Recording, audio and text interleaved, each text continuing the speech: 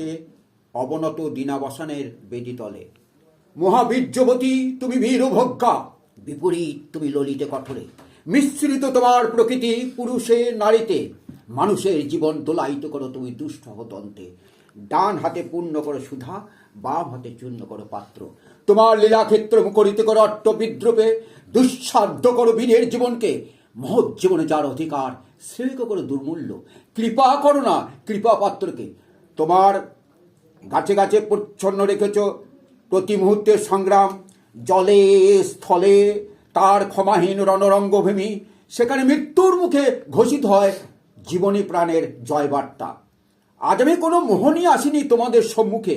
এতদিন যে দিনরাত্রির মালা গেঁথেছি বসে বসে, তার জন্যে অমরতার দাবি করব না তোমাদের দ্বারে।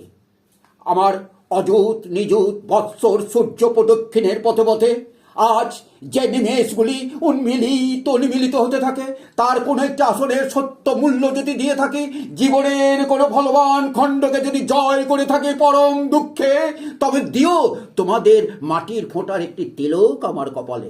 সে চিহ্ন যাবে মিলিয়ে, যেটাতে সকল চিহ্ন পরম চিহ্নের মধ্যে যায় মিশে। হে উদাসীন পৃথিবী, তোমাকে সম্পূর্ণ ভুলবার আগে তোমার নির্মম পদপ্রান্তে আজ আমি রেখে যাই আমার শেষ প্রণতি। ধন্যবাদ, অনেক ধন্যবাদ পূরণ করার জন্য।